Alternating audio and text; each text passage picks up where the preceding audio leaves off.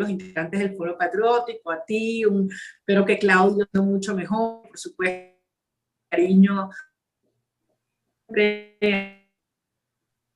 y Carlos Sánchez Berzaín del Inter-American Institute for Democracy. Bueno, 30 minutos, vamos a sacar el máximo provecho de esto para ir poniendo algunas tesis sobre la mesa. En primer lugar, yo quisiera que quizás planteáramos, ¿no?, el término de una respuesta política, una solución política a una respuesta hemisférica a lo que está ocurriendo en Venezuela. Lo que está ocurriendo en Venezuela no es una crisis venezolana solamente. Yo recuerdo hace 22 años que muchos venezolanos decían, bueno, Venezuela no es Cuba, al final esto no nos va a ocurrir. Y miren cómo está Venezuela hoy, cuando escuchamos a los colombianos decir, Colombia no es Venezuela, Argentina no es Venezuela, España no es Venezuela. Realmente estamos en un proceso muy complejo, donde yo creo que se han dado pasos muy importantes para que tanto los venezolanos como los demócratas de Occidente finalmente entendamos qué estamos enfrentando aquí y a qué se debe este horror sistemática e intencionalmente producido en nuestro país. Todo el mundo dice, el diagnóstico del régimen está muy claro. No lo sé, Miguel, no sé si está tan claro, porque yo escucho todavía mucha gente llamarlo dictadura, y esto no puede ser más distante a una dictadura.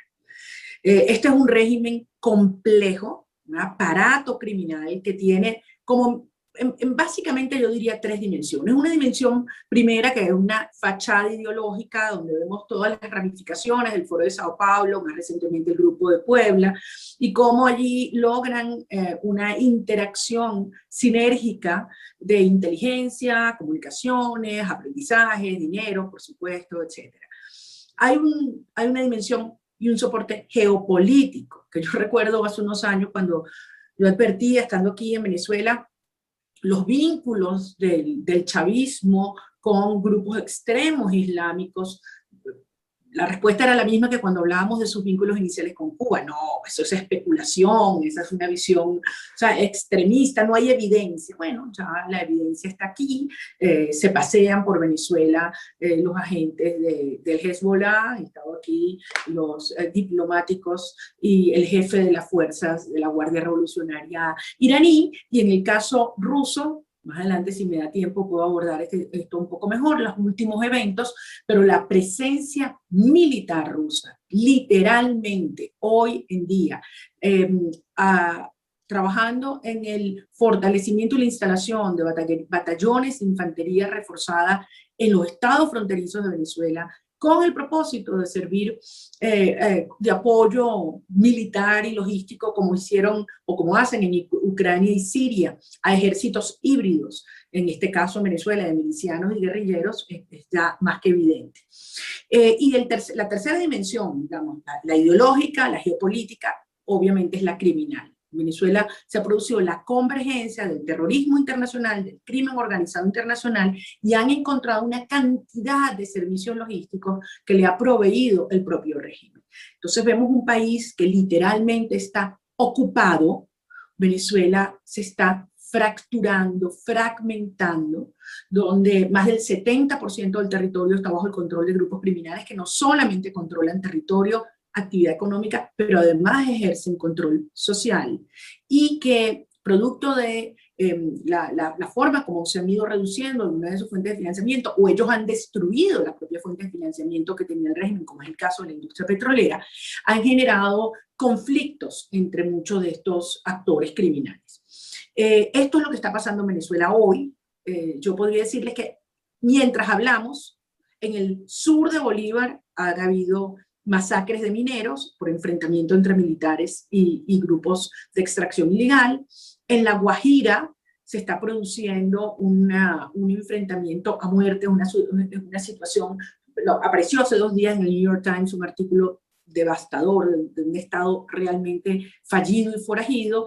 En el este, en el delta, hace 3 días se produjo un naufragio, un nuevo naufragio, de venezolanos huyendo a Trinidad. Hasta ahora no se sabe cuántos muertos, habían 24 personas en el naufragio. Y en el sur, o en el suroeste, en el estado de Apure, bueno, ya ustedes habrán visto todo lo que significa un conflicto armado creciente. Más de 6.000 venezolanos han cruzado en el último mes desplazados a Colombia, y se está utilizando a los soldados venezolanos para atacar un grupo disidente de la guerrilla de la FARC. Es decir, y están asesinando a los militares venezolanos. Han muerto, se dice hasta ahora, 18 militares venezolanos en los últimos días, mucho más que los guerrilleros. Entonces, es un país donde el conflicto armado crece. Se están dando unas condiciones tremendamente complejas que empeoran cada día. Cuando las acciones internacionales, el apoyo internacional se ha producido hacia otros países, generalmente tiene lugar cuando ocurre una de tres condiciones. Cuando hay una violación masiva y sistemática, un genocidio, masiva y sistemática de los derechos humanos, quise decir. Dos, cuando hay una amenaza a la seguridad nacional de algún país. Tres, cuando hay un conflicto armado. En Venezuela se dan las tres.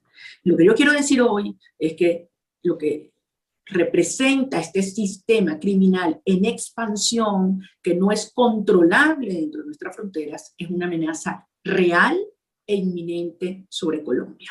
Entonces, y desde luego, contagiada hacia abajo. Veamos lo que está pasando en Perú, en Chile, mismo Argentina, etc. Mi punto es, nadie se salva.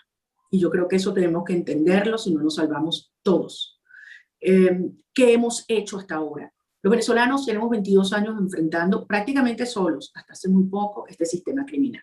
Si hablamos de sistemas, mecanismos convencionales de elecciones, son 30 elecciones, 15 referendos. Si hablamos de diálogo, son 13 iniciativas de diálogos, donde el régimen se ha burlado desde el Vaticano y el Papa hasta los cancilleres de la Unión Europea y de América Latina. Han recurrentemente utilizado estos mecanismos para buscar legitimidad y en el fondo buscar tiempo y buscar que se le quiten sanciones y fragmentar a las fuerzas democráticas internas. ¿Qué nos queda? Yo creo que lo fundamental es entender, aprender de todo lo que hemos aplicado y logrado, porque hemos logrado mucho, en el sentido que la comunidad internacional entienda que es un sistema criminal. Hay una investigación en la Corte Penal Internacional, están los informes de las Naciones Unidas, hay las declaraciones y los paneles de la OEA, o sea, hay una claridad de que estamos enfrentando un sistema criminal. Se han puesto restricciones, sanciones que van cercando al régimen, pero esto no es suficiente. Tiene que haber una verdadera articulación de las fuerzas de adentro y de afuera para crear una amenaza real que, como un secuestrador que tiene la víctima agarrada, sea cercado, sea rodeado. No estamos hablando de una invasión. La izquierda y el régimen busca banalizar estos planteamientos cuando hablamos de cercar al secuestrador. Es entender que es un conflicto, una guerra híbrida, sobre la cual hay que aplicar una cantidad de acciones en el plano de la justicia y la policía internacional, la diplomacia, los mercados, las telecomunicaciones, la narrativa, el ciberespacio, y en conjunto con la acción interna, crear los incentivos para que el régimen esté obligado a ceder. Y no lo harán hasta que esta construcción de esta amenaza real sea verdaderamente creíble. Al final les digo, esto es tanto por la vida de los venezolanos, tanto por la vida de los venezolanos, como por la seguridad propia y legítima de cada una de las naciones de Occidente. Estamos aquí, no nos vamos a rendir, no nos vamos a entregar, y el trabajo de organización y de mantener el espíritu de lucha de cada venezolano vivo es lo que nos corresponde. En esto estamos avanzando, pero los necesitamos a ustedes. Y entender que no es solo por Venezuela, en los términos que decía Miguel, por la solidaridad histórica, sino por la amenaza real que hoy se cierne sobre sus propios países.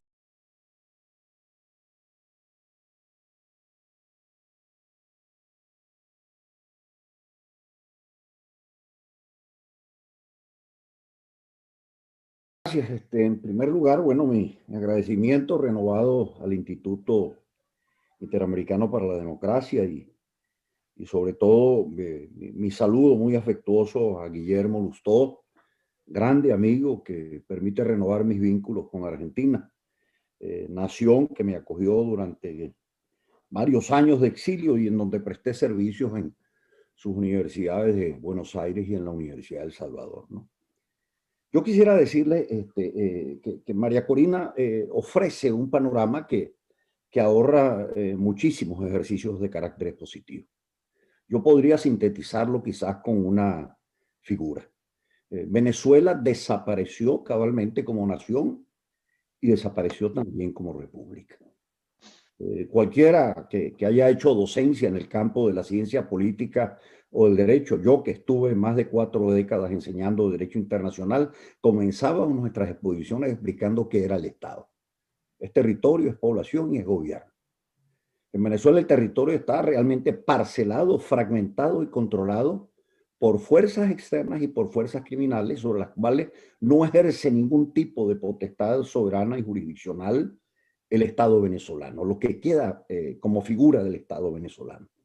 En segundo lugar, la población se ha vuelto diáspora hacia adentro, tratando de avanzar en una línea de supervivencia, y hacia afuera, en una línea que ya marca casi la emigración de 6, 7, 8 millones de venezolanos en su proyección para el presente año. Y el gobierno, repito, el gobierno no existe. El gobierno son fundamentalmente las mafias criminales, la del narcotráfico, los que explotan el oro en la zona sur de Venezuela. Y el único elemento de articulador que siempre le quedaba a los estados al final eran las Fuerzas Armadas.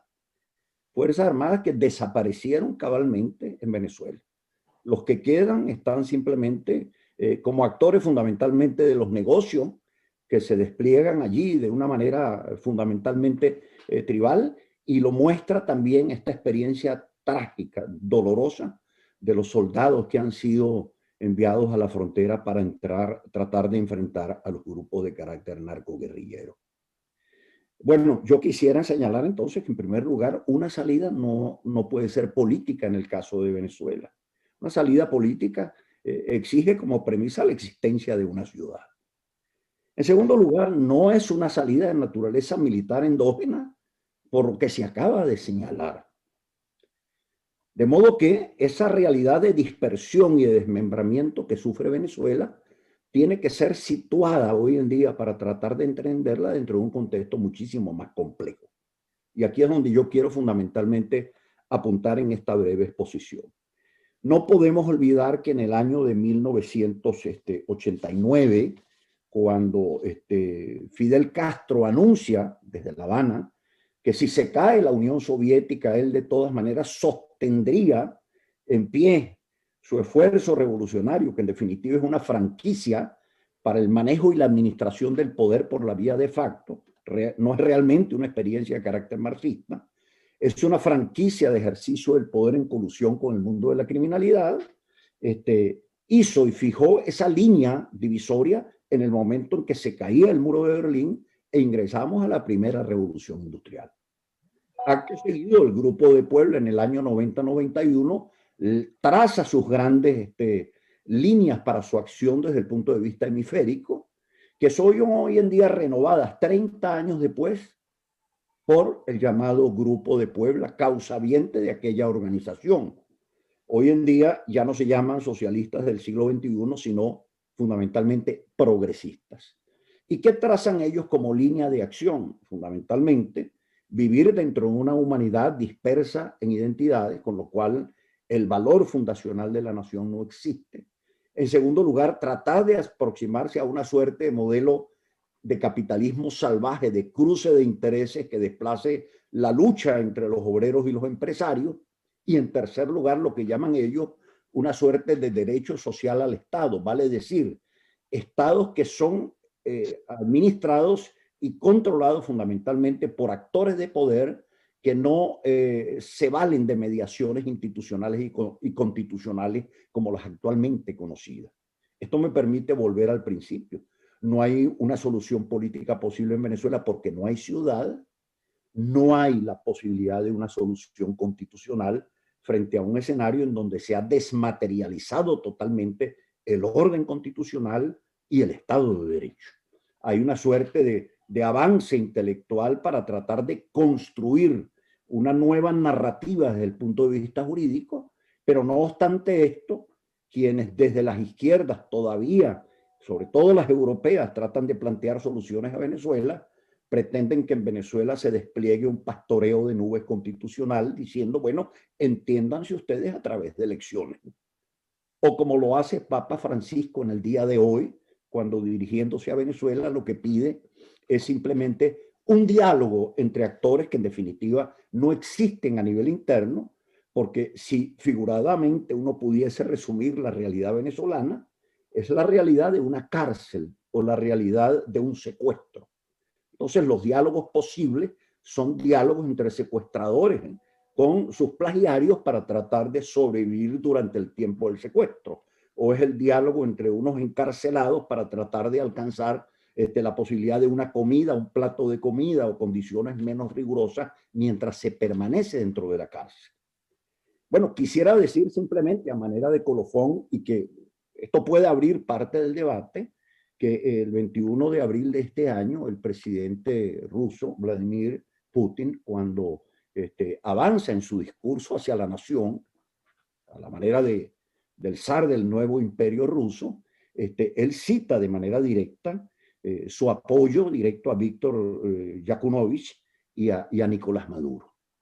Y advierte que no admitirá desde ningún punto de vista que sean víctimas de esto que ahora se da en llamar una suerte de guerra híbrida. En lo particular y en ese momento mismo surge una reacción por parte del presidente actual de Ucrania que apela fundamentalmente al presidente Biden para recordarle que los sucesos de disolución que se dieron en Washington, que los estamos viendo en este momento en Bogotá, que ocurrieron recientemente en Santiago de Chile, eran procesos de disolución que atentaban contra las libertades democráticas, yo diría, contra el patrimonio intelectual judeo-cristiano y greco-latino. En la medida en que desde Estados Unidos se mira hacia Ucrania, el presidente ruso ya mira directamente sobre lo que es Venezuela, sobre la realidad de nación y de Estado que fuera Venezuela en otros tiempos.